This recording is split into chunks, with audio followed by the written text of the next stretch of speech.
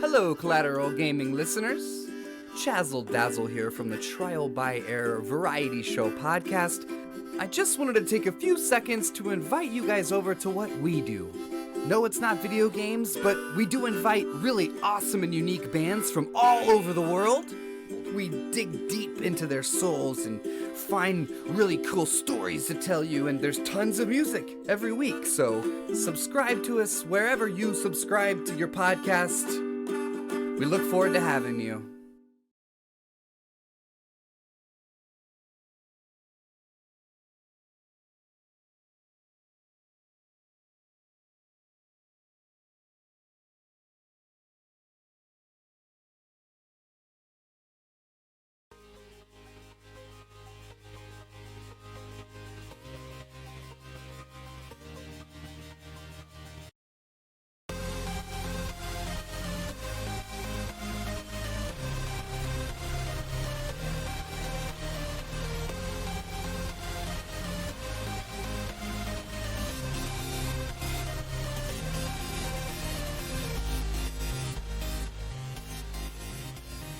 Welcome to Collateral Gaming Bonus Round. I'm Ashley Chancellor.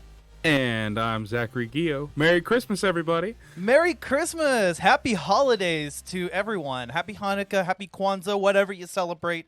Or if you don't celebrate, it's okay. We're here to talk about the holidays. We're here to talk about video games. And it's actually Christmas Day today, huh?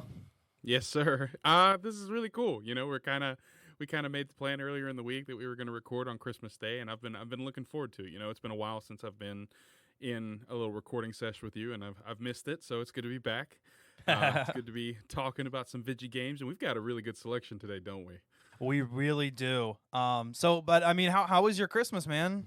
Honestly, it was awesome. You know, I stayed up until about 2, I think, playing Rocket League and Call of Duty with some friends, because got a buddy that came home and he was finally on some good internet, so he wanted to play some competitive Rocket League, which broke my heart, but that game always does. But it was good, you know. Woke up this morning, had a nice breakfast, shared some gifts, shared some laughs, found out that Nate put my cat on the roof. And, yeah, he did it twice. It was hilarious. And we're in our living room, and I look up and see the windows to the skylight, and I just see her walking on the roof meowing, and I'm like, oh! So I'm just like, how'd she get up there? Ah! But it was good. I got my dad. My dad is a war veteran. He fought in the Gulf War, and when he was overseas, he used to play Super Mario Bros. On the Game Boy Color. And so I kind of brought that back for him this year. I got him a Game Boy Advance SP so that he can play. Oh, shit. It's legendary. I found one for $75. Not too bad. And I ordered some games this morning because they had no Mario games for him, or really any games that he could get into.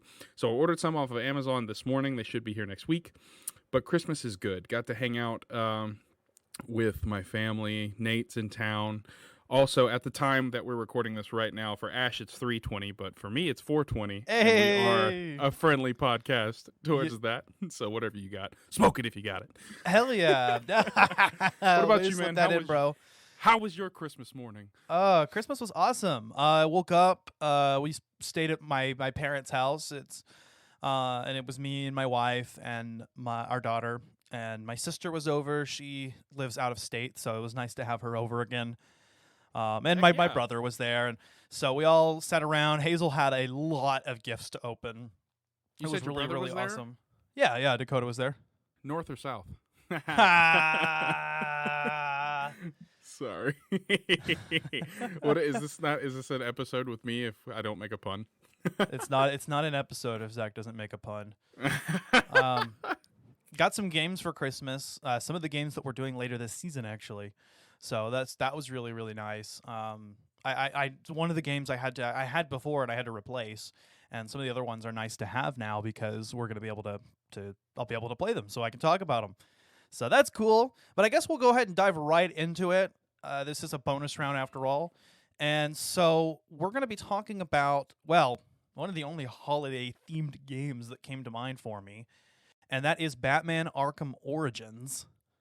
Oh, really good installment. Not in my opinion, not as good as the other three, but you know, It's a story that takes place 5 years prior to the events of Arkham Asylum. Not really a very refined Batman, but still a really cool game, really good experience. You know, you get to go around Gotham City on Christmas Eve.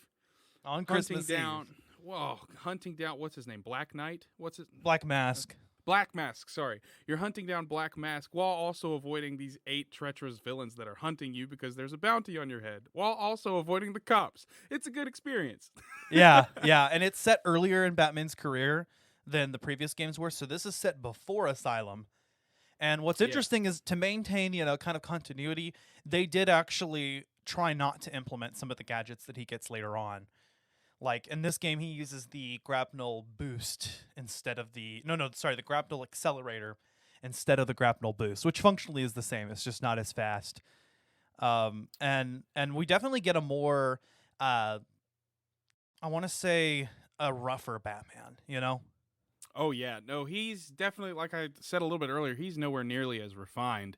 And it's a lot more rough around the edges. He's still trying to figure out this whole hero routine, while at the same time, he hasn't really gotten the good graces of GCPD yet. Right. And he's got a lot of people hunting him. He's got a bounty on his head. I don't exactly remember how much the bounty is for. It's been a while since I played the game. But he's a lot more merciless of a bat. Yeah. To think about it, because he's a lot more on the defensive, and how can you not be when you have 8 of the world's most dangerous criminals hunting you down, and it's Christmas Eve, so the collateral damage is it could potentially be a lot higher, with the events that happen. So yeah, I would think that this is a Batman that's a little bit more similar to Robert Pattinson's Batman that we're gonna get in the upcoming Batman film. Oh yeah. And by the way, if you guys do an episode about that on Collateral Cinema, count me in. I would love to be there. Hell yeah, that looks great, dude. I am really excited about it. Something else, that this game featured was the villain Black Mask. So anybody that saw Birds of Prey will recognize Roman Sionis, a.k.a. Black Mask. He's kind of the primary antagonist, or so it seems. Wink, wink. Wink, wink. I guess since this is a bonus round, we're not going to spoil who the real villain is, but it won't surprise you. Well, it'll surprise you, but also not surprise you. It'll surprise you, but in the end, you'll be expecting it because he's, who he is. So. He is who he is. I think that's already saying too much, but fuck it. This is our podcast.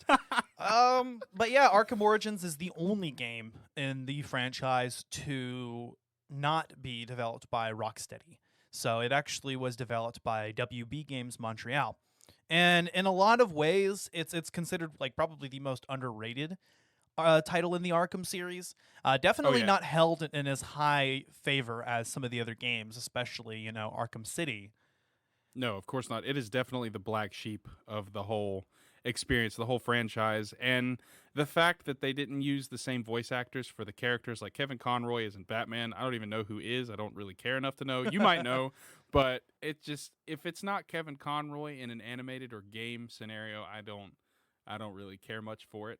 I will say though, Arkham Origins has by and far some of the best boss fights in a game like that I've ever played. Like the encounter with Deathstroke is my favorite fight in video game history. That, and when you're fighting Bane on top of the Bane. Yeah, that's gonna be the bane of my existence. Badum-tis. But no, when you're fighting him on top of the rooftop and you're fighting him alongside his goons, and he just keeps juicing up, and you have to continue to jump on his back and rip out the what are they? The two apply that stuff. Venom, right? Yeah, Venom. Yeah. Gosh, look at me being uneducated. It's Roger Craig Smith who voices Batman, and you may not recognize his name, but you'll recognize some of the characters he plays, such as Sonic the Hedgehog, Ezio Auditore da Firenze. What? Yeah, Chris Redfield from Resident Evil, Deidara in Naruto Shippuden. He also he's the main character in Dying Light, Kyle Crane, yeah, and he's Mirage in Apex Legends. There you go. He's in Bleach as well, regular show. Wow, yeah, I did not put that together. Ever since we did that combined episode where we were supposed to talk about Apex Legends, but we really just shot the shit for like 3 hours. It was great. We never talked about Apex once, but no, ever since that podcast, I've been playing Apex almost every single day, and Mirage is one of my mains. I'd never put that connection together. That's crazy. Yeah, he's not Kevin Conroy, so it does throw you off, but I think he does a good enough job. I don't know why they couldn't get Kevin Conroy. I mean, they got him in the next game, Arkham Knight, but I thought Kevin Conroy had like a contract with Rocksteady, and that's why he didn't do it, because WB Montreal, it wouldn't have coincided very well. And plus, it's kind of a spin-off story if you think about it. While it does kind of fall within the main timeline, it's set 5 years before Arkham Asylum.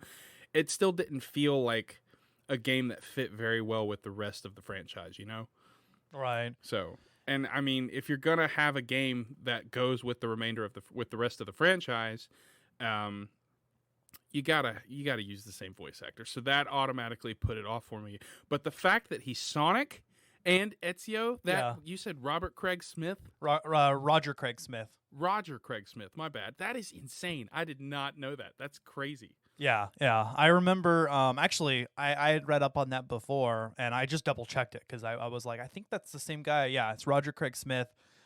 He did Batman. There is another character who is not voiced by their iconic voice actor, and it throws me off as well. And I think it throws me off because they're so close to being the same voice, but it's just ever so slightly off. It's almost kind of like the effect you get with Uncanny Valley. It's like it's almost more unsettling because it's so close. Yeah, it's like you're going grocery shopping and you really want Gushers, but you can't afford the name brand, so you get like the great value, like juice-filled gum snacks. Yeah, exactly. Oh, yeah, and I know exactly who you're talking about, and you can't portray this character with anybody else. He's a legend. Yeah. And people who are veterans to these kind of games will know exactly who we're talking about. But if you haven't experienced this game, just go in and play it. It's not that bad. It's a Batman experience. It's just not one that satisfies those people with the need for nostalgia, with a need for continuity. If you like Batman, you'll enjoy the game. If that, Yeah, I think for what it is, it was a good filler. It's kind of a good spin-off game. It's kind of like if you were to compare a handheld Zelda game to a main series Zelda game. You know what I mean?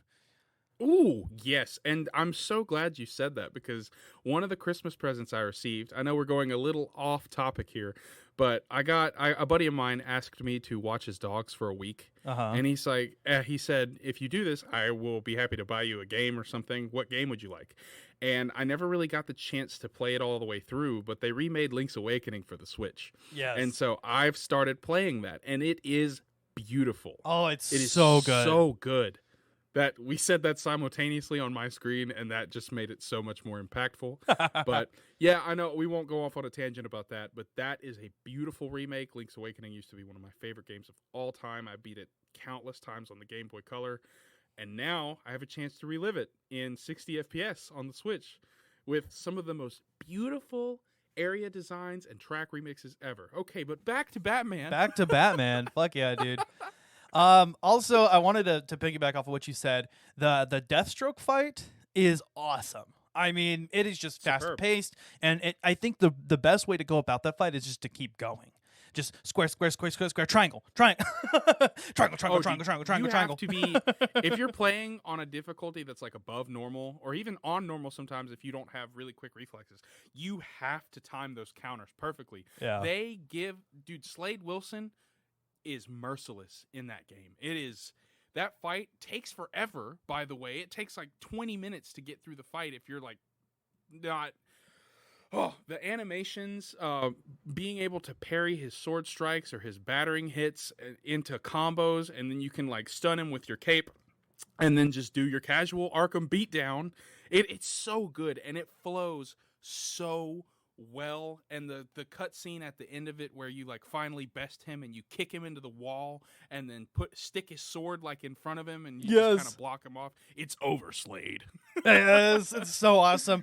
Some of the items in this game are awesome as well. Speaking of Deathstroke, the item that you get after his fight, the remote claw, Yes, sir. I thought in some ways was cooler than the line launcher, except for the fact that the line launcher can be used anywhere and the remote claw can only be used on certain targets. But besides that, the fact that you can aim it at something else and create a zip line, or a tightrope, and you can even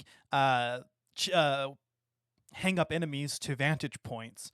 That's awesome. That opens up a whole lot of more opportunities for predator missions.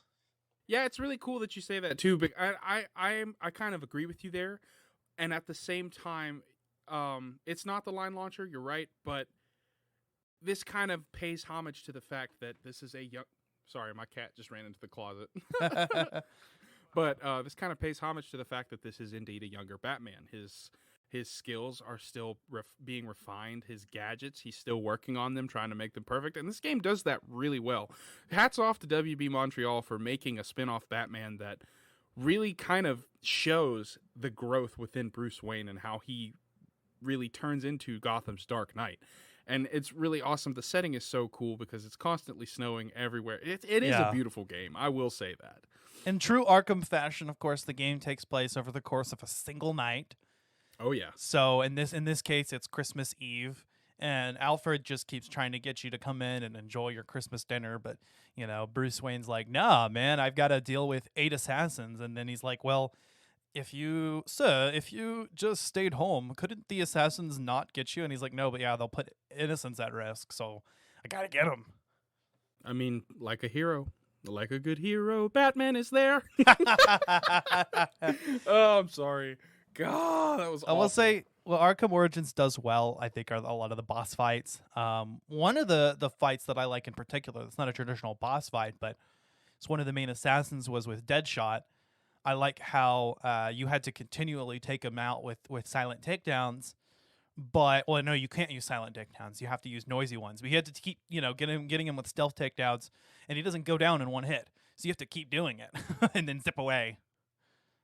Yeah, no, Floyd Lawton is not somebody to play with. Like, No. Deadshot's nasty. Now, granted, I hated Suicide Squad. I haven't seen Birds of Prey, so I won't knock that movie until I watch it. But Will Smith portrayed a very, very awesome Floyd Lawton. And Ash, have you seen the show Arrow? I haven't. My brother has watched all of the Arrowverse and all of everything. It's so good. Like, I don't know who the actor is, but the guy that they got to portray Floyd Lawton, spectacular. Yeah. And it's made me fall in love with his character. So I love Deadshot, and it's no surprise that you can't stealth take down him in one shot because he's a master with any type of weapon. Like, literally, I don't know if he has a superpower or if he's just insane with firearms because he literally bullseyes everything. His name's Deadshot. I mean, come on. Evidently, he's just that good. So it is no superpowers involved. But and he got started with it because his family was killed. And that, to me, is a really good origin story for any good villain.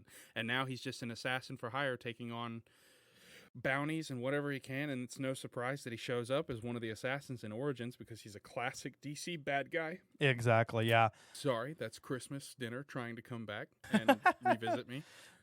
One of the other boss fights that I thought was cool was Copperhead. She made like multiple shadow clones of herself.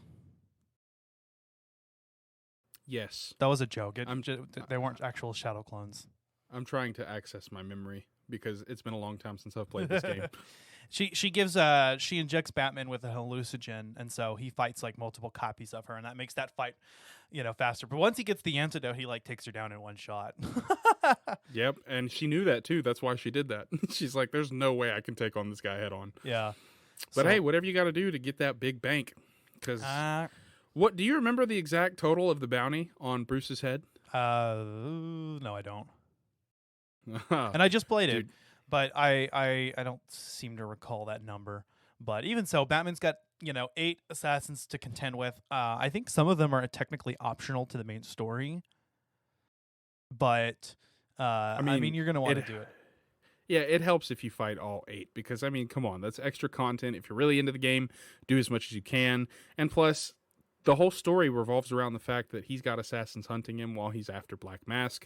It's on Christmas Eve. I'll say that a million more times. But if you don't face all 8 assassins, are you really enjoying the game to the fullest?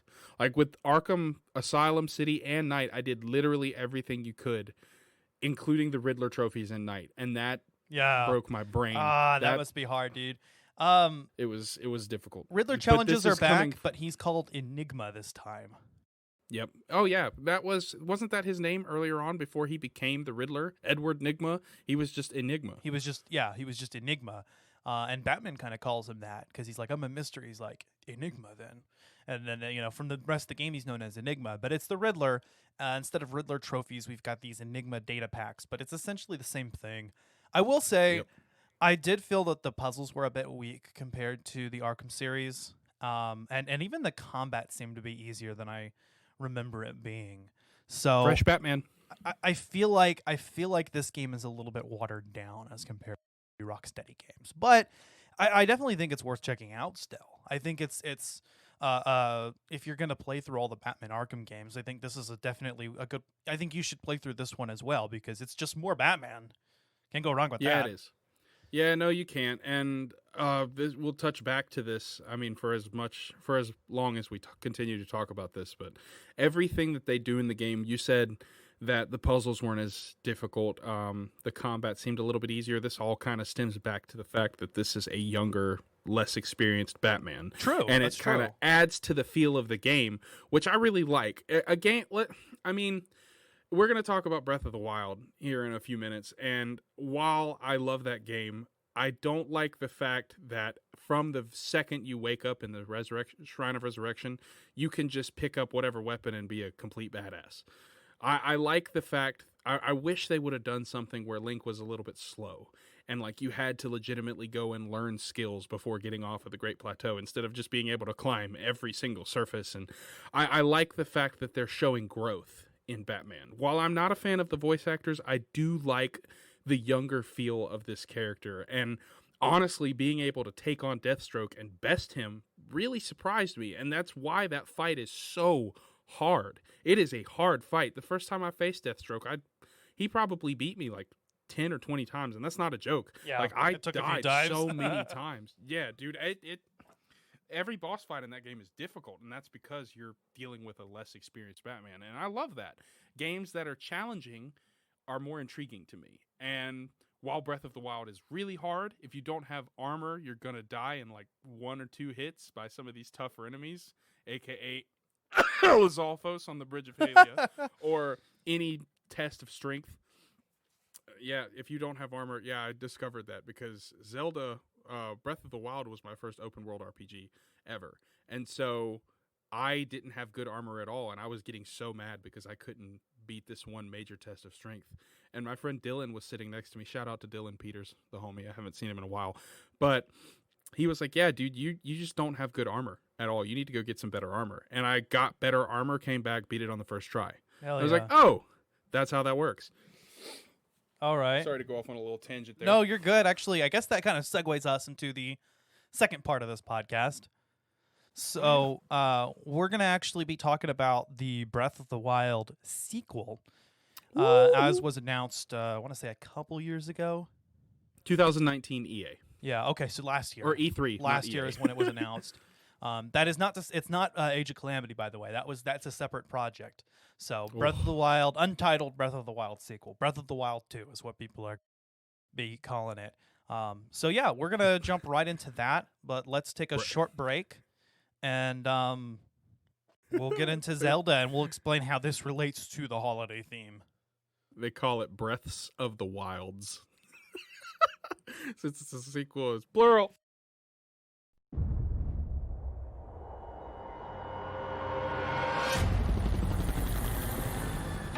This city has a problem. Some freak who thinks he's a hero.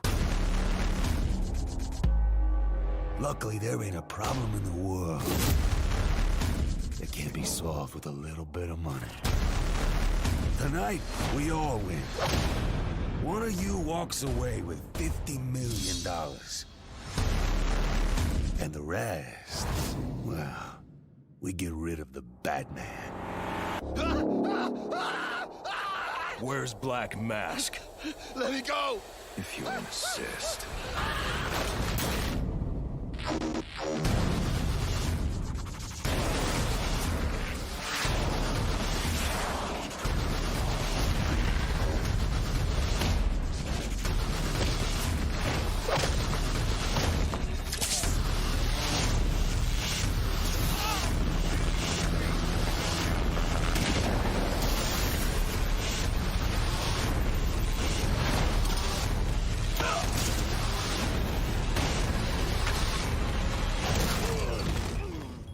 Nice of you to drop in.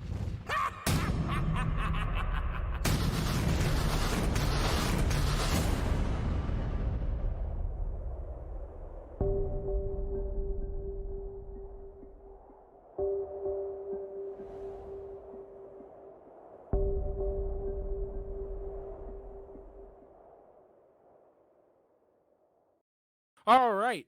Welcome back to Collateral Gaming, my sexy ass listeners slash viewers, whoever you are. I love you. You know how for to butter joining 'em, us. dude. You are exactly right, like popcorn. Oh yes, father.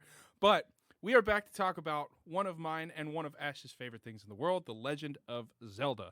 And what better topic to talk about than The Legend of Zelda: Breath of the Wild and its upcoming sequel, which we don't know the name of, so we're just going to call it Breath of the Wild 2, which it was announced at E3 2019, and Ash and I had not been in communication with each other yet. We met earlier this year.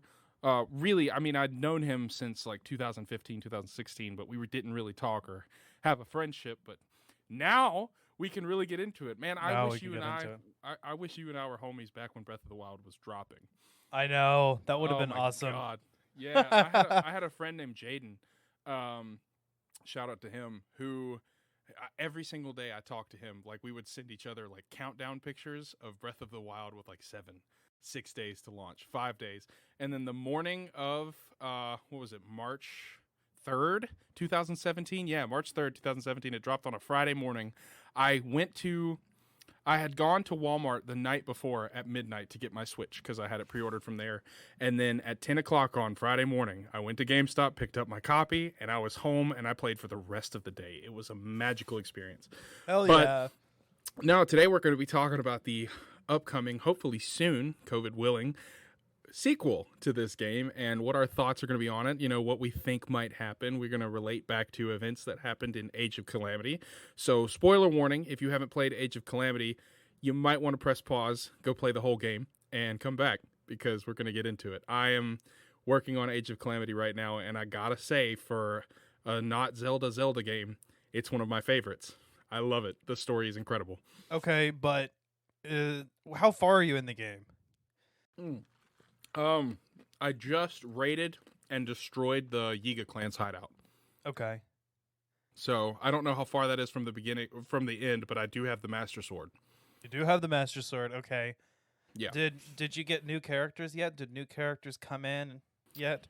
The only new character, well, it's not necessarily a new character, and I've already forgotten his name. Oh my God, he's got maracas. He's a Korok. What's his name? Hestu. Hestu. Yeah, that's the only character that I haven't really interacted with or played as. Damn, we can't go into full spoilers then. We can't go into full spoilers because I have a theory about this game.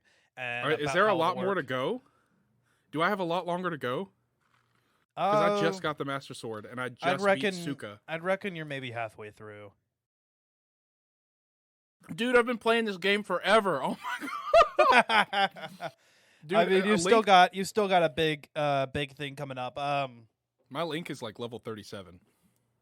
Basically, well, I say halfway, but it probably is closer to like 2/3. Probably. I don't know. Well, this anyway. Game, yeah, go ahead. Sorry. Anyway, let's talk about Breasts of the Wild 2. Is there a porn parody called Breasts of the Wild? Because there should be. Probably. Hey, wait. Do you want to do like we should do a bonus round on porn games, like wetpussygames.com or something. Sure. I just don't know how much research I'd be willing to do on that. You know, I would probably just be that guy on the sideline laughing about it the whole time and putting in my 2 cents because I'm not the biggest advocate of that. But at the same time, it would be an interesting topic because there are a lot of them. This game will make you come in 20 seconds. That 20 seconds. All right. No, for real. Breath of the Wild 2. So we got a trailer. Not very much to go on, but we saw what seems to be Ganondorf's corpse. Oh, yeah. You know, Link and Zelda look different. Excuse me. Link and Zelda look different. They've got different outfits. Zelda's hair is a little shorter. A lot shorter. Actually, it's really cute. I thought that the look is really nice. Link looks a lot more refined, to be honest. He looks like a lot more confident in everything that he's doing, which, granted, if you put enough time into Breath of the Wild, then you know how badass Link is and everything that you can do. It's just, I really am excited about this game. The music in the trailer, oh God, sorry. The music in the trailer is absolutely beautiful, but it's also terrifying and like broken up, almost distorted. And it kind of gives you an element of horror, especially with this creature that seems to be Ganondorf, kind of like snapping his neck and looking at the camera. Yeah, it was kind of scary, he's actually. Awakening. If they add an element of horror to this game, that would be sickening. Plus, I mean, let's be honest. The Legend of Zelda is a very generational title. Now, if you grew up playing The Legend of Zelda, I would love to have a more adult Legend of Zelda game. Obviously, definitely. Still with a very wholesome Link, of course, because he's silent. You know, he's the hero. You know, he's not. But, and I'm not talking like God of War adult. Like, I don't want the opportunity to like interact and, you know, bang Hyrulean women. What I'm told is that The Witcher is basically that. Yeah. Okay. That But makes sense. I haven't Good played the show, Witcher too. series, so Wild Hunt is incredible. I highly recommend it. Seriously, very good game. but But this, yeah. Go ahead. no, go. This game, it needs to come out like soon. We don't really know that much about it at all, except that it takes place in the exact same universe, same art style. It looks to be a direct sequel of Breath of the Wild, and so they're going to continue the story. Ash, you and I were. Is it a sequel to Breath of the Wild, or does it take place in the Age of Calamity timeline? I'm not sure. I really hope that this is a sequel because, let's be honest, well, I would want to say that it's a sequel because in Age of Calamity, her hair is long and she's just trying to figure out her prowess. And let's be honest, her and Link exploring a dark cave where, you know, Ganondorf's corpse is. This seems like a very, very much later development because it was just the two of them. I feel like if this was Age of Calamity, All the champions would be the there. The champions would be with them. So I'm thinking that this is post Breath of the Wild. Probably. Because at the end of Breath of the Wild, after you beat Dark Beast Ganon, very lame and easy fight, by the way. Beautifully done, but very easy and not Epic fun. fight. Just very easy, yeah. Yeah, and at the end of the game, you guys are sitting on a hillside just pondering the future. And what I'm thinking this is could be just Link and Zelda exploring after that time, and they come across some ancient relics that lead to a corpse of Ganondorf, and I think they might accidentally activate something because in the cutscene, Link has the Master Sword. So what if the Master Sword's presence activates something that starts the cycle again? Oh, okay. Ganondorf coming back, and this same hero has 2 encounters with Ganondorf, and this will be the first time in the history of The Legend of Zelda that one hero has faced Ganon twice. Yeah, that's true. Well, no, not except. The Oracle games don't count because yes, you can main link and return link those games, but you don't face Ganon twice. You only face him once. Face Ganon once after both linked games. Yeah, that's an interesting point. I'd never thought about that, and I like that idea because in Breath of the Wild, Calamity Ganon was just like a malevolent force. It didn't even really seem to have any kind of sapience or real human intelligence. It was basically just Ganon has reincarnated so many times. He's just malice incarnate. And I think that was the actual term. You know, it's just pure evil. You know, and manifested. So getting to see the human Ganondorf, or should I say Gerudo, I think is going to be very interesting. And I like that. If Link faces him twice, I mean, that'll be a really awesome contrast. And that'll be, like, again, breaking the cycle. Something that Breath of the Wild did quite a bit of was breaking conventions in Zelda. And that's actually what Nintendo went at the game with doing. I mean, they even planned on having fucking spaceships. Did you hear about that? Like, I am so glad that they didn't go with it because that would have been very weird. I think they could have done more with the story in Breath of the Wild, but overall, Breath of the Wild's a masterpiece, and it deserved the ratings that it got. Now, another thing I've been thinking about, Ash, you and I were talking about this earlier about how Breath of the Wild's story it's kind of lacking. But what if they did that on purpose to create one of the greatest video games of all time, which will be this sequel with one of the most masterful Legend of Zelda stories. I'm still an advocate for Skyward Sword having the best story in the Legend of Zelda. Like, that game, by a long shot, has the best story in the entire series, the entire franchise. But what if that's what they were setting up with Breath of the Wild? This Link in Breath of the Wild wakes up after 100 years slumber, the calamity that took out all the champions and finally allowed Zelda to bring out her divine power to seal Ganon away, to protect Hyrule.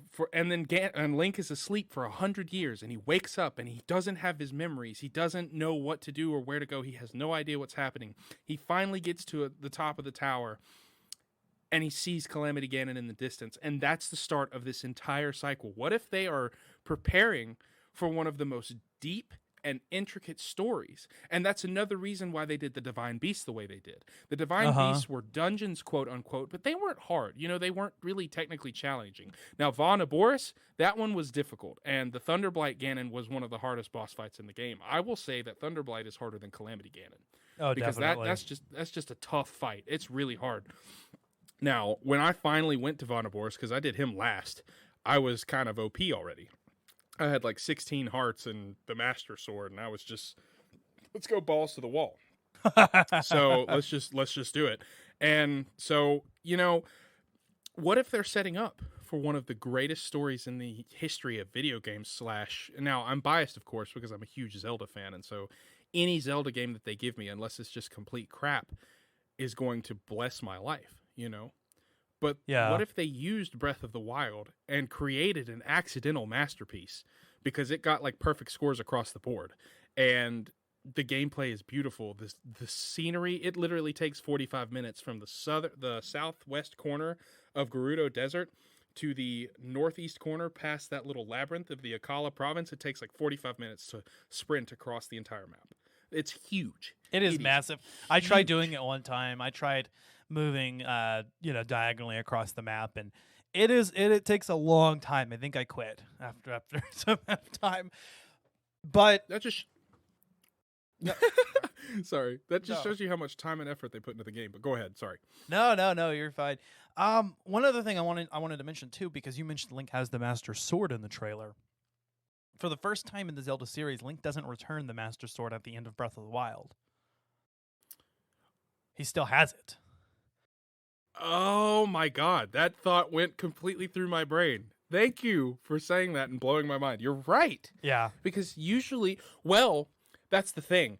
Typically at the end of a Zelda adventure, that reincarnation of the hero has done his job. It's over. But what if there's something within Link that says, I'm not finished. This blade needs to stay with me because I'm still young. I'm still in my prime. Zelda is still here, and I still need to protect her, even though these two at the end of Breath of the Wild seem like they're starting to fall for each other. And a little bit. Like, there was no more there's no Zelda game has more romance than Skyward Sword. None. It was obvious that those two wanted to be together. But at the end of Breath of the Wild, they sort of hint at these two developing a relationship. They do. And Link is in his prime. He's powerful, and he knows that there is more evil out there that he can take out because the sword chose him. As long as he had 13 hearts. The sword chose him. So, yeah, I remember trying to pull the sword out with 12 hearts, and it killed me, and I was so mad. And I just had to go finish one more shrine and go back and get it. But that's funny. It's all right.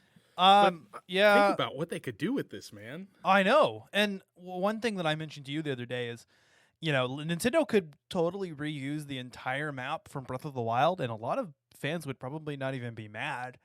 I'm hoping that they're not going to just do that and we get a new game world. But I mean, I would be okay with it. What if they use the same map, but they add a story element to where Ganondorf completely ruins everything, minus, Hyrule Castle still being in the center of the map. He completely rearranges it to where the Akala region is different, distorted, and it's in the southeast corner. Like the Tabantha Hills are in the northwest corner. The Snow Peak is in the southern corner. What they could rearrange it and change the layout. Like the Lanayru province could be in the west, where You know, they could do so much. You It's know, not like the Hyrule hasn't shifted locations completely in the past. it completely. They could do literally whatever they wanted, but if they did reuse the same map, they would just have to change the layout of, like, let's say if they did shrines again of some sort, which I don't think they'll do that again. I think they'll do something different because Link, technically, he has completed all the shrines. You know, he's the hero. He's gotten to maximum strength and went and faced Calamity Ganon and finished him off. What I'm hoping that they do is that they make a linear storyline, but it's long. It's really long. Like, I'm talking Link to the Past amount of dungeons long, except these dungeons are difficult and they're intricate. Or, you know, because in Link to the Past, you could do any dungeon out of order. You could do them as long as you could get there. You could do them in whatever order you wanted. Like, And once you got to the Dark World, I think you could do dungeons in whatever order. Yeah. So what if they did something like that?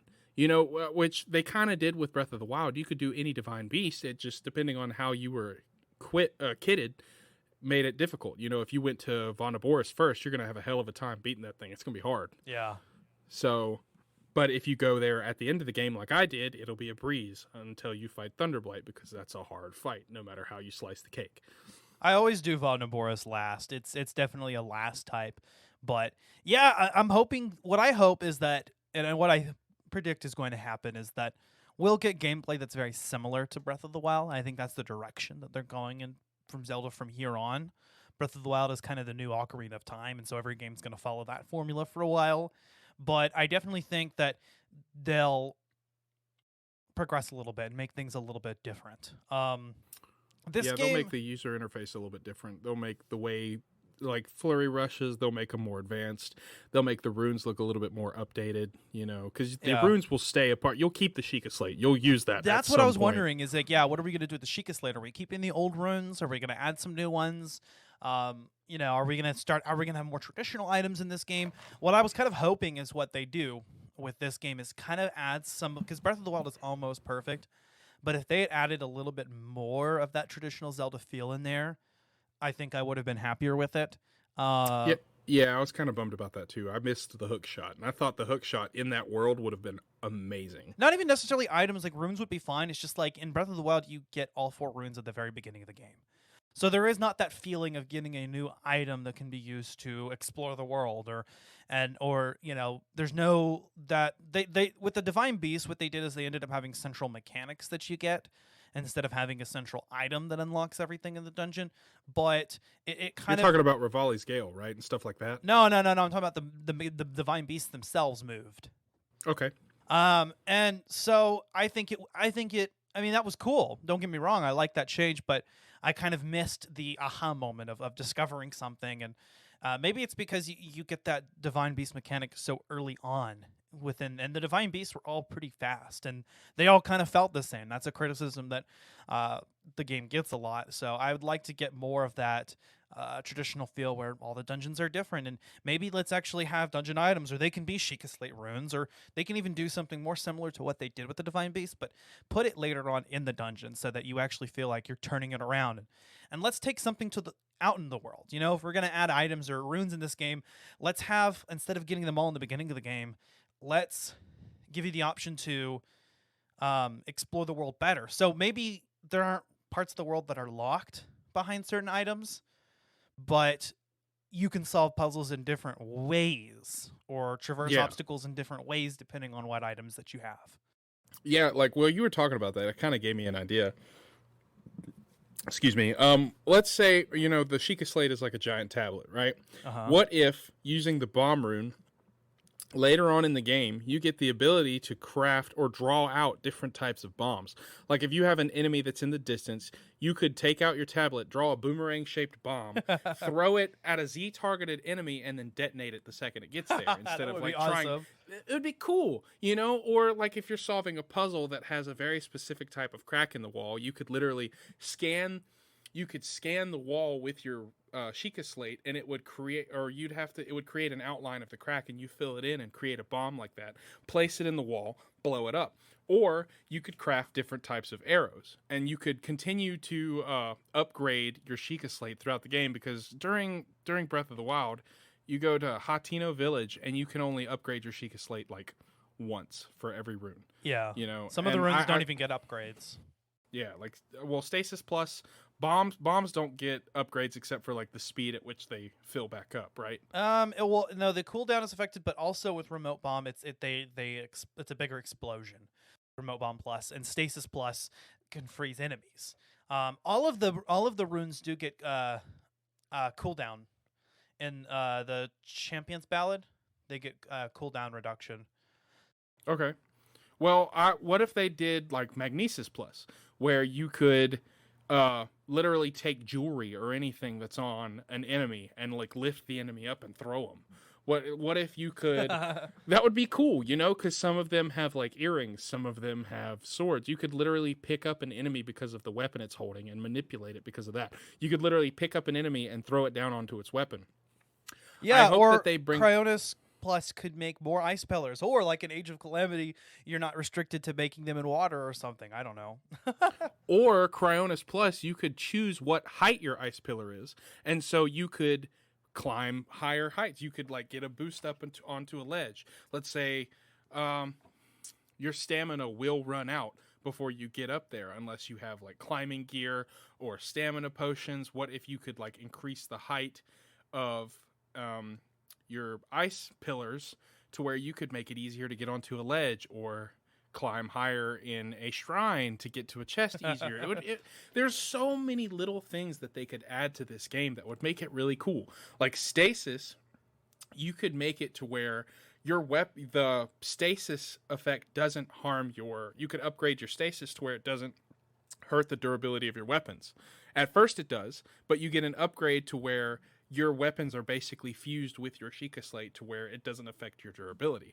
Another thing I'd like them to do is increase overall durability of stronger weapons. Yes. There was just, I mean, and make it to where the Master Sword doesn't break. Because I hated that. Well, it doesn't break, but it's a cooldown, yeah. 10 minutes? I would like to see weapons have more durability, for sure.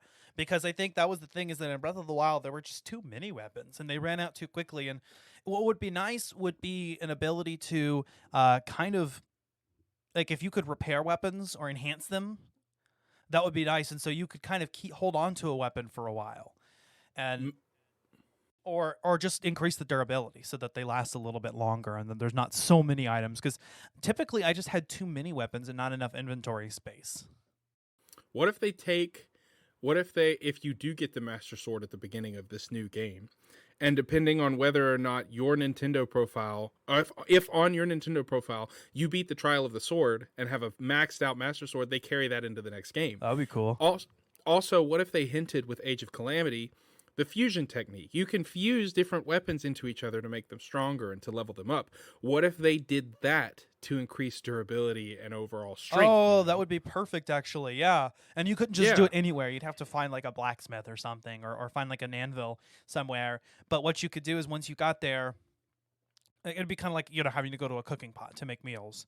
So, but once you got to one of those areas, you could fuse weapons together, and that would increase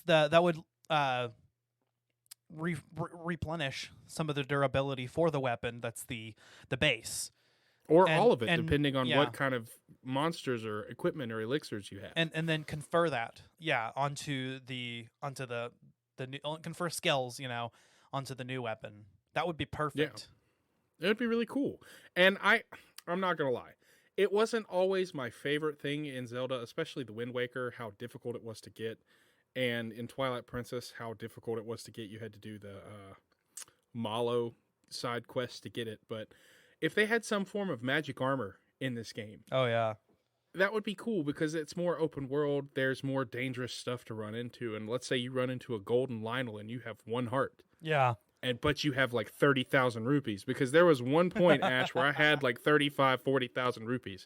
And because I rupee farm a lot. Like, I'll go and I'll hunt down giant glistening rocks to get amber and rock salt, and I'd go and sell it just to farm rupees. Like, once you built Terrytown, I did so much trading and selling. It was crazy. Yeah, that was one of the better side quests in the game, one of the longer ones. Yep. I didn't want to mention it. Twilight Princess HD actually fixes the magic armor because it no longer drains your rupees while you're using them, which makes it useless. But it only drains rupees when you get hit. So I was glad that they made that change. Yeah, no, you're absolutely right. There's no point, like, using the magic armor in the Wind Waker. Did they fix it for the Wind Waker HD? Like, does it drain your magic when you get hit, or does it just constantly run down? Can't remember.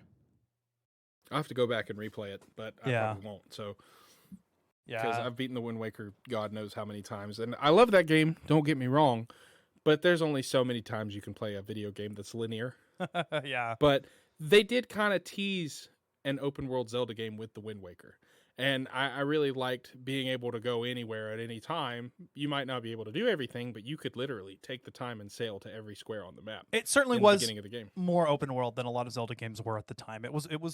I think the first game that really took that step in that direction, or took the biggest step in that direction, I should say. Because even the very first Zelda game, was technically open world in the sense that you could access the entire map at once, but that's almost become a standard for action adventure games at this time. That's just having an open map. Yep. But Wind Waker certainly was a lot closer to being open world. I will say Breath of the Wild is the only Zelda game that is truly open world in the sense of the term today and what that means. Yep. Oh yeah, depending on your skill level. It's mainly based on skill, because if you're really good at Breath of the Wild, you can soar through the whole game with 3 hearts. Yeah. 3 hearts and a dream, baby. And I wanted to do a live stream of Breath of the Wild when I get my equipment and just say 3 hearts and a dream. Hell yeah. And just go through. If you want to do that with me too, you're more than welcome. That would be awesome. It would be a lot of fun. And But master I remember. Never mind. Fuck Dude, that. that made me shiver a little bit, man. Oh, doing the Trial of the Sword in Master Mode is something I never want to do again. I did it, but there's like 15 guardians in the last room, dude. Oh, fuck that. Yeah, and at least 3 of them are always shooting at you at the same time, so it's almost impossible to do the perfect guard. But I did see a clip on YouTube. Okay, so bless you, at the bottom of what was it? That giant trench. Bless you. North of Hyrule Castle, where there's like a ton of just sitting guardians. Go, do it again. Bless you. Thank you. I'm sorry, allergies out here, man. No, you're good. There was like a cavern at the bottom of a trench behind the Hyrule Castle in the north side. If you got to sneeze again, just let that baby fly, dude. Just do it. I want to. Yes, baby. Bless you. I'm not editing this, by the way. So no, please don't. No, keep it in there, bro. This is a bonus round. Everything that's in is in. Even if we accidentally say something we're not supposed to, if an N word drops, I'm sorry, it's staying in. That's not gonna happen. No, that's not gonna happen. I'm just kidding. Oh man, my eyes got wide. I was like, nope. Nope. No, we don't do that. Yeah. The last shrine that I did was the shrine at the bottom of the cavern, north of Hyrule Castle, in the bottom of the trench, and that's where I got the Tunic of the Wild. But there's a room right before that where there is probably like 10 or 15 just sitting guardians waiting for you. And I sat in the corner. Fuck that. And they all target you simultaneously. And if you time it right, you can literally perfect guard every single one of them at one time. And I did that. And it was crazy. And I wish the Nintendo Switch had a little recording feature where you could record like a 30-second game clip at the time that I did it, because this was a couple years ago. But, dude, that type of thing, if you could time it on the Master Trial or the Master Mode Sword Trial of the Sword, I can't speak English. That would be perfect, because honestly, if you can master perfect guarding, you can do the Trial of the Sword. Yeah, it's hard, but you can do it. Yeah, I agree. But I've never actually beat Trial of the Sword, not even in regular mode. So I just didn't have the patience for it. When I died, I was like, "Nah, fuck that. I don't want to do this anymore." Yeah, I died like 6 or 7 times, and it was There were times where I took like almost a week break in between because I was like, man, I'm a perfectionist. I have to do it. Like, I wanted to go through the game with a maxed out Master Sword because At some point, I'm going to do it, but, Yeah. When we did our top 5 item list, the Master Sword was my number 1. Yeah. I love that blade. And I will also say, going back to Age of Calamity for a second, Age of Calamity is not a standard Zelda game, but it has one of the coolest Master Sword cutscenes in the history of The Legend of Zelda. It does, right? That Master Sword It is scene awesome. was awesome. It was definitely... It wasn't Link grabbing the sword. The sword detected Link's presence and protected Zelda by eliminating those mirrors and basically calling out to Link saying, okay, it's time. You're here. Draw me now. And then you face the seer. And which I forgot his name. But it's another moment like in Twilight Princess where, like we said in that episode, he just picks up the sword, out of instinct. I've got to, I do this. Nobody told him to do that. He didn't know that. Yep. They even directly mentioned about they talk about the hero that wields the sword that seals the darkness and had no idea that it was him. He knew, that hero blood or that hero soul. Dude, imagine hero waking up spirit. one day and you're just Lonk. Imagine waking up one day and you're not Link, you're Lonk. You're the broken version of Link. Is that like the Spoderman Link? Yeah. I haven't heard of Spoderman in so long. Oh my god. All right. Well, we're running up on an hour here, folks. But what are your? We'll end with this top thing that you just really hope makes its way into Breath of the Wild 2. Intricate, difficult, and beautifully detailed dungeons. Dungeons need to come back because the Divine Beast just did not satisfy it. The boss fights were cool, and the way they were set up in the center of the Divine Beast was really cool, but dungeons need to come back. Skyward Sword had some of the best dungeons. Now, they don't necessarily have to be linear. I don't know how they would do intricate dungeons that aren't linear, because usually dungeons you have to do one thing to go to the next. But dungeons, motherfucking dungeons. Like, it needs to happen. Yeah, I'm going to second that. Breath of the Wild did a good job of making even the dungeons open world, that you could tackle it in any way, but they could have made them more intricate, and they could have made them longer. That's all that I'm asking for. Definitely, by all means, let's have a dungeon where you have to, where you can go at it in any order and accomplish a certain number of tasks in the dungeon, right? But let's make it so that, maybe halfway through is whenever you get that central mechanic or an item that makes some of those points accessible, right? Yep. And so that's what I would say. What would be cool with me, for me too, would be that something that was missing in Breath of the Wild was the sense of, discovery. The journey changing in the sense of unlocking the world, right? Have you ever noticed since that most Zelda games, how there's almost always a midway point in the game where the quest changes? They accomplish what they were originally set out to do, and then suddenly the entire thing changes and it's a completely different story. In Twilight Princess, it was Twilight Princess. the Mirror of Twilight. They got the few shadows.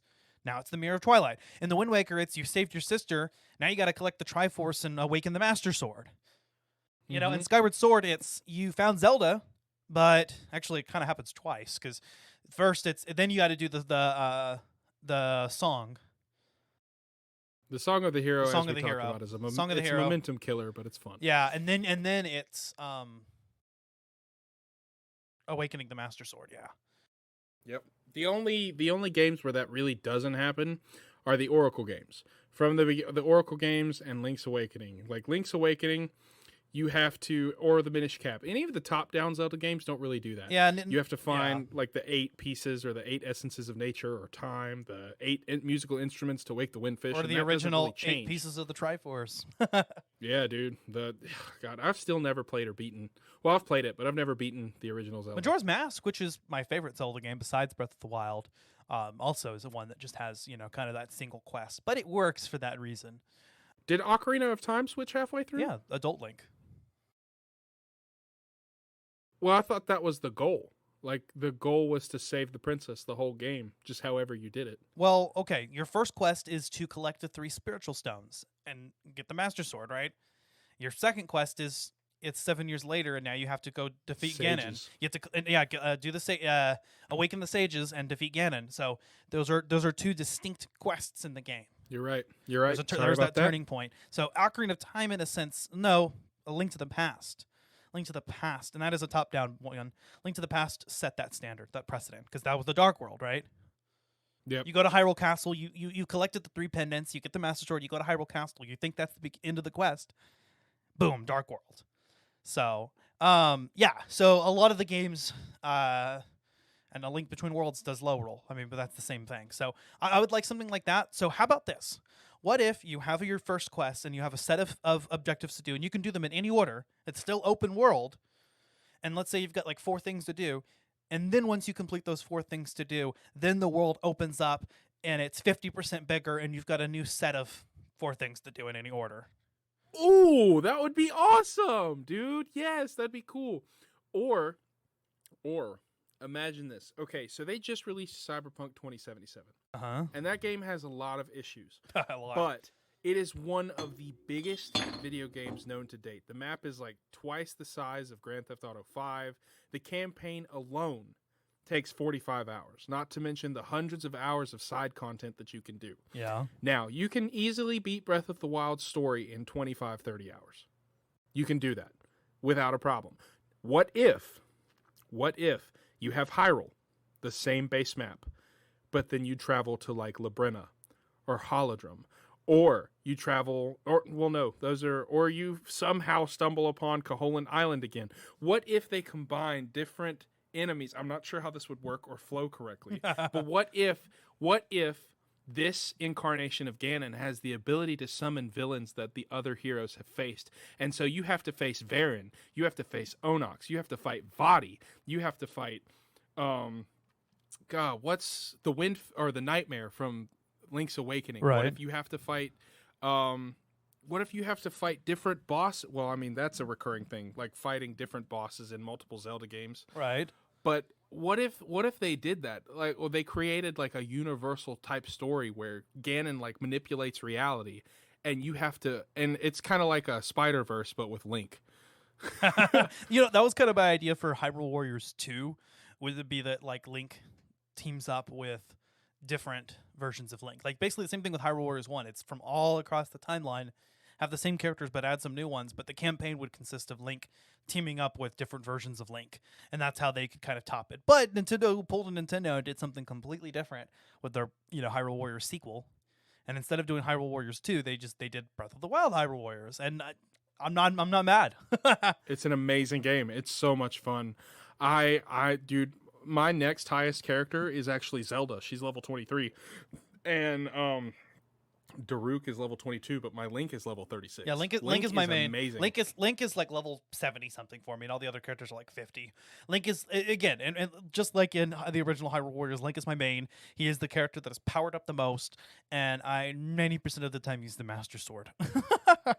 Oh yeah, dude, I have the Master Sword. Right now it's like level 4 and has like 43 damage. Something like that. Yeah, I've leveled up my Master Sword well beyond my other weapons. Yeah, I will say I don't like two-handed weapons. I don't like the fact that you have to sacrifice some of your life to do attacks. But I do like, I really enjoy using spears. Yeah. His special with spears is insane. Yeah. It is insane. Cool. It is so cool. And I love the fact that you can dash and then press the X button to like surf on your shield and knock over giant waves of enemies. That's so cool. It's so cool. It's so good.